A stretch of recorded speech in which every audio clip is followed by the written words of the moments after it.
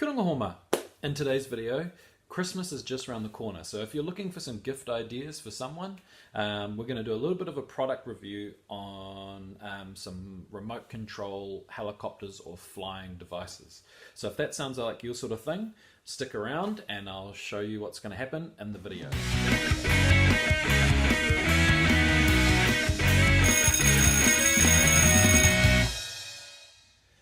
So this is probably technologically one of the most interesting ones. Now, it's a little sphere, protective sphere. It's spongy, plasticky material, and there's a good reason for that. Now, on each of these points here, and also, sorry, on the bottom, there's 5 infrared sensors that are able to sense the room around you.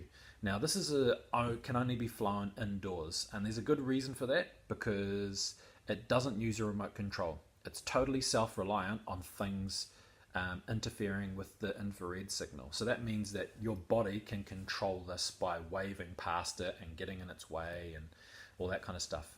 Now, hypothetically, the wind would probably be too strong for it and it'd, blow over or whatever and crash. The other thing is in an open space, it will just fly away. If it was a beautiful clear day, it'd just keep going until it runs out of battery and you'd probably never see it again. So there is that downside. Other than that, it's quite a cool device. You've just got to get used to how it plays. Now, it's pretty fail-safe.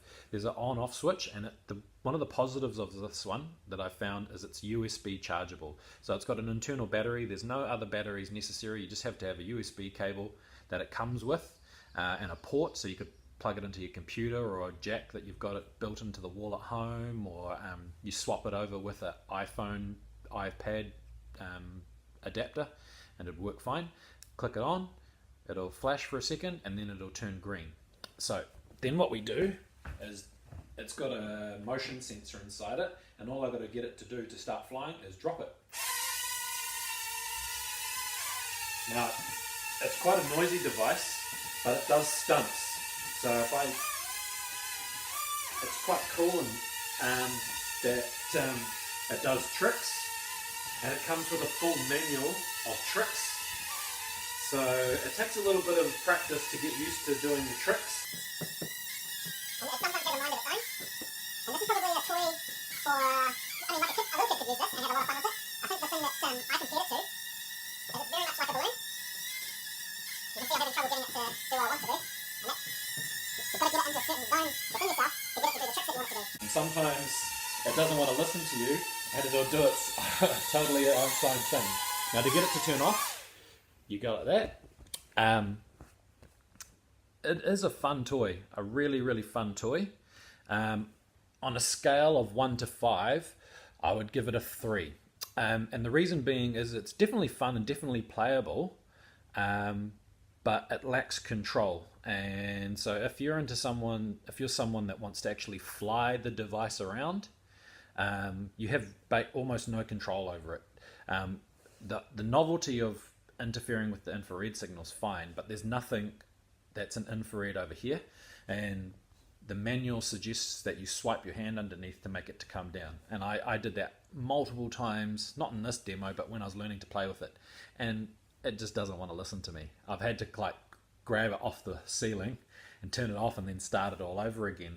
And the tricks are okay, but they're not super fantastic. I mean, like I say, this is probably a toy for a little kid, and I'm probably going to give this to my sons for Christmas because it's ease of play. They don't have to learn how to do a controller.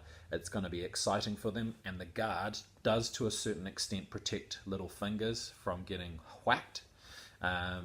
And I did get my finger in there when I was trying to catch it at one point, and did get it whacked, and it didn't hurt that much. So, I mean, it is a relatively safe toy. Like I say, it just couldn't be flown outside. So let's look at the next one. So the next one we're looking at is the S5 Gyro by Cyma. It's a pretty cool toy if you're a traditionalist and you're into actual remote control helicopters. And the pros of it is that it's got a really good stable hover. And what I mean by that, sometimes if you've never played with remote control aircraft like helicopters and things before, things can go horribly, horribly wrong really quickly, especially with helicopters and devices that don't have some kind of gyroscopic stabilization.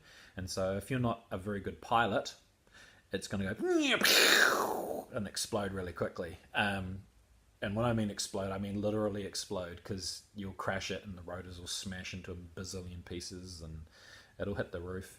Which isn't to say I haven't done that with this. It can be a little bit temperamental at times. And the way that it maneuvers is it can fly in 360 degrees, but in order to get it to, it won't do banking turns. So you've got to actually get it to rotate and move in that direction. And it's got quite a clever way of doing that. Instead of, I suppose you'd call a vertical rotor, it's got a horizontal rotor. And so that horizontal rotor either adds lift to make it tip forward, or downforce to make it go backwards, which I thought was, quite ingenious, really. I don't think I've ever seen that on any other craft before. I'm sure someone else must have, but, I thought that was quite cool.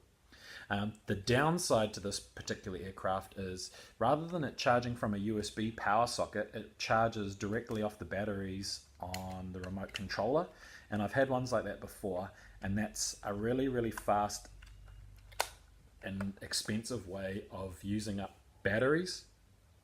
So just to make sure I got a lot of flight time out of this, I got some really expensive Panasonic batteries, and yeah, I expect that they'll go dead really quickly. So to get it going, we flick it on there, and it's got a flashing little light, and that'll tell us when we're ready to go. I'm going to put this on the ground over here so it's not too close to the iPad, because it's probably going to crash the first time around. And then I've got to switch it on, the remote control. Hopefully I can get it to hover in the screen.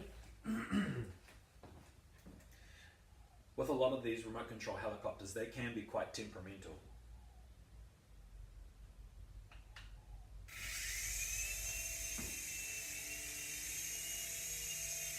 So, one of the things, like I said about it, it's nice and less to fly actually, but also the gyroscopic stabilization makes it really easy to fly. There's not that much of a chance of crashing it, unless you're really aggressive in your flight.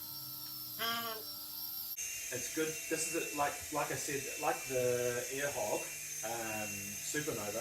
This is an indoor aircraft. Any wind destabilizes the aircraft and it's liable to crash. So you couldn't fly this one outside either, because the wind would just blow it all over the place. If you've got a nice big house, this is a perfect one for flying inside. I recommend this one for, this is like a dad toy.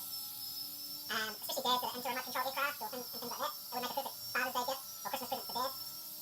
For the main reason that it requires a lot of control, and it takes a long time to get used to the controls. It's not something a little kid could figure it out, definitely, but it's better probably suited to dad, who has the patience to not smash it into everything in the house.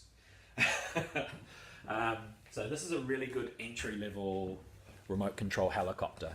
On a scale of 5, I'd definitely give it probably a 3.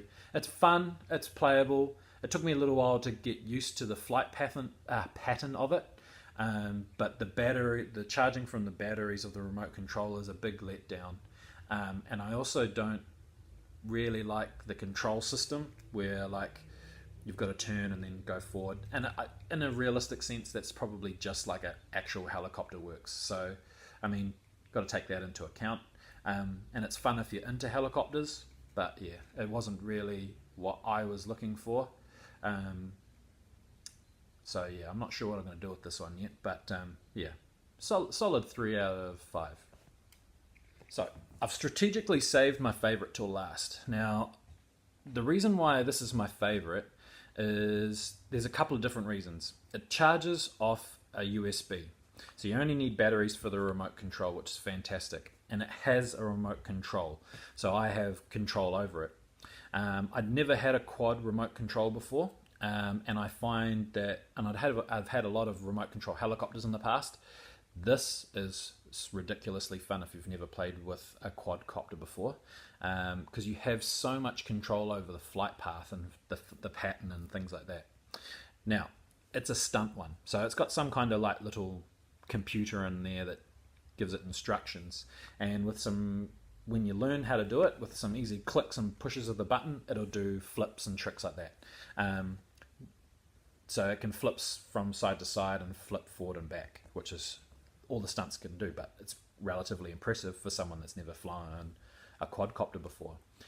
The other thing is it's got good control in 365 degree planes, and once you get used to the controller, and the main issue is the throttle, because if you give it too much throttle, it just goes it's gone.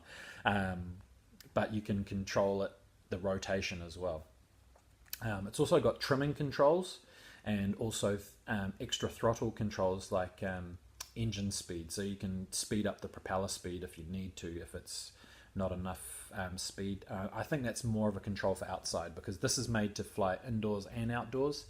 Now I think it flies better indoors where it's nice and calm.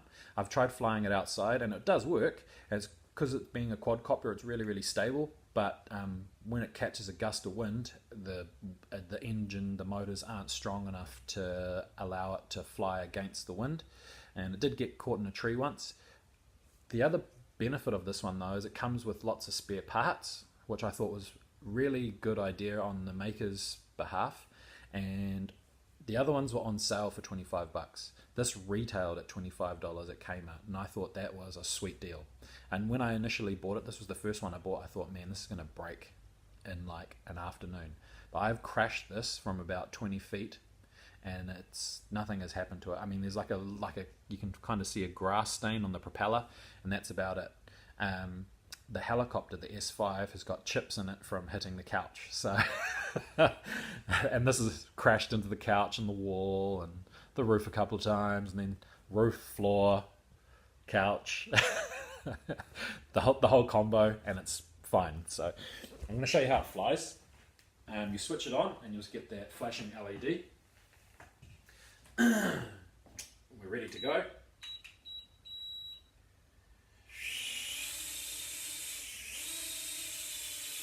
Now it's a little bit noisier than the helicopter, obviously because it's got quad engines.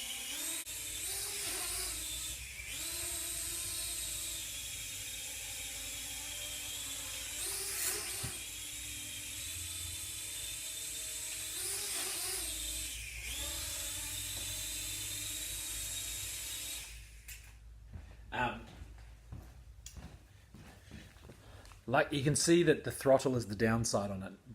A little bit too much and it goes a little bit too little and it goes but once you get really zoned in with the throttle, and it doesn't help that I've just flown 3 different aircraft and kind of tuned myself to those, that messes up how you fly this one.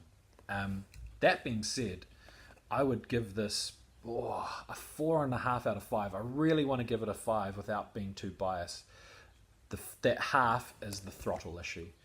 If the throttle was just that little bit more controllable, or it had a similar feature to the trimming things where you can trimming is not the right word for throttle, but tone down the throttle a little bit, or have it slightly more controllable and incremental, as opposed to go fast, turn off, it would be fantastic.